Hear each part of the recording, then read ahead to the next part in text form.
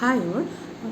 Good morning. അപ്പോൾ എല്ലാവരോടും ഇന്ന് ഞാൻ ചെറിയൊരു കാര്യം പറയാനായിട്ടാണ് വന്നത്. നമ്മൾ യൂറിൻ ടെസ്റ്റ് ചെയ്യുമല്ലോ, യൂറിൻ റൊട്ടീൻ ടെസ്റ്റ് ചെയ്യാറുണ്ട്, ഇൻഫെക്ഷനൊക്കെ ഉണ്ടോ എന്ന് അറിയാനായിട്ട്. ആ സമയത്ത് യൂറിൻ സാമ്പിൾ എങ്ങനെയാണ് കളക്ട് ചെയ്യേണ്ടതും അതിൻ്റെ ഇമ്പോർട്ടൻസും. അതിൻ്റെ ഇമ്പോർട്ടൻസ് എന്താണെന്ന് വെച്ചാൽ, ഞാനിവിടെ ഒരു ദിവസം ഒരു യൂറിൻ ടെസ്റ്റ് ചെയ്യാനായിട്ട് കൊടുത്തു. അപ്പം അന്ന് എനിക്ക് വന്ന റിസൾട്ടിൽ ഇൻഫെക്ഷൻ ഉണ്ടെന്നാണ് കണ്ടത്. അപ്പം ഞാൻ നെക്സ്റ്റ് ഡേ ഒന്നുകൂടി സാമ്പിൾ റിപ്പീറ്റ് ചെയ്തപ്പം ഇൻഫെക്ഷൻ ഇല്ലെന്നാണ് കണ്ടത്. അപ്പം നമുക്ക് സ്വാഭാവികമായും ഡൗട്ട് വരും, എന്തുകൊണ്ട് ഈ രണ്ട് സാമ്പിളും അടുത്തടുത്ത ദിവസങ്ങൾ എടുക്കുമ്പോൾ ഒന്നിൽ ഇൻഫെക്ഷൻ ഉണ്ട്, ഒന്നിൽ ഇൻഫെക്ഷൻ ഇല്ല എന്നുള്ളത്. ഒന്നാമത്തെ റീസൺ എന്ന് പറയുന്നത് സാമ്പിൾ കളക്ഷൻ. നമ്മൾ ക്ലീനായിട്ട് സാമ്പിൾ കളക്ട് ചെയ്യണം. അതായത് നമ്മൾ യൂറിൻ കളക്ട് ചെയ്യുന്നതിന് മുന്നേ നമ്മുടെ മൂത്രം ഒഴിക്കുന്ന ഭാഗം നല്ലപോലെ സോപ്പ് ഉപയോഗിച്ച് ഫ്രണ്ടിൽ നിന്ന് ബാക്കിലോട്ട് കഴുകുക.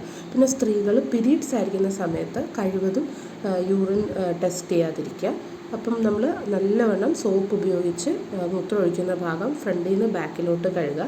അതിനുശേഷം മൂത്രം ഒഴിക്കുമ്പോൾ നമ്മൾ മിഡ് സ്ട്രീം സാമ്പിളാണ് കളക്ട് ചെയ്യേണ്ടത്. അതായത് ആദ്യത്തെ മൂത്രം കുറച്ച് പോയതിന് ശേഷം നടുവിലത്തെ മൂത്രം കുറച്ച് നമ്മൾ കളക്ട് ചെയ്യുക. പിന്നെ ഇത് കളക്ട് ചെയ്യുന്ന കണ്ടെയ്നർ അത് നമ്മൾ സ്റ്റെറൈൽ കണ്ടെയ്നർ ആയിരിക്കണം.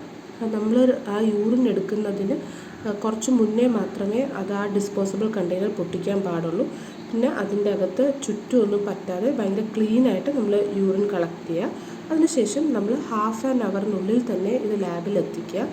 പെട്ടെന്ന് തന്നെ ടെസ്റ്റിന് വിധേയമാക്കുക. അപ്പോൾ കുറേ നേരം യൂറിൻ വെച്ചിരുന്നാലും അതിൽ ഇൻഫെക്ഷൻ വളരാനും ബാക്ടീരിയാസ് വളരാനും ഒക്കെ ഉള്ള സാധ്യത വളരെ കൂടുതലാണ്. പിന്നെ നമ്മൾ നല്ലോണം കഴുകാതെടുത്താലും സ്വാഭാവികമായിട്ടുള്ള കുറച്ച് ബാക്ടീരിയാസ് അവിടെ ഉണ്ടാവും.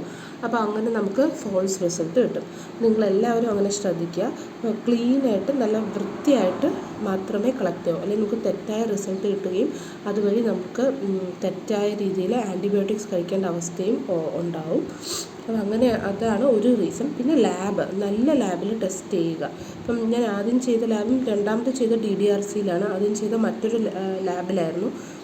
അപ്പം അവിടെ യൂറിൻ റൊട്ടീൻ്റെ വിലയ്ക്കും വ്യത്യാസം ഉണ്ടായിരുന്നു. ആദ്യം ചെയ്ത ലാബിൽ 100 രൂപയും രണ്ടാമത് ചെയ്തതിൽ 140. അപ്പം എനിക്കറിയില്ല ലാബിൻ്റെയോ മെഷീൻ്റെയോ അങ്ങനെ എന്തെങ്കിലും പ്രശ്നമാണോ എന്ന്. സോ ഇനി നിങ്ങൾ യൂറിൻ ടെസ്റ്റ് ചെയ്യുമ്പം സാമ്പിൾ കളക്ട് ചെയ്യുമ്പം ഇതൊക്കെ ശ്രദ്ധിക്കുക. Thank you.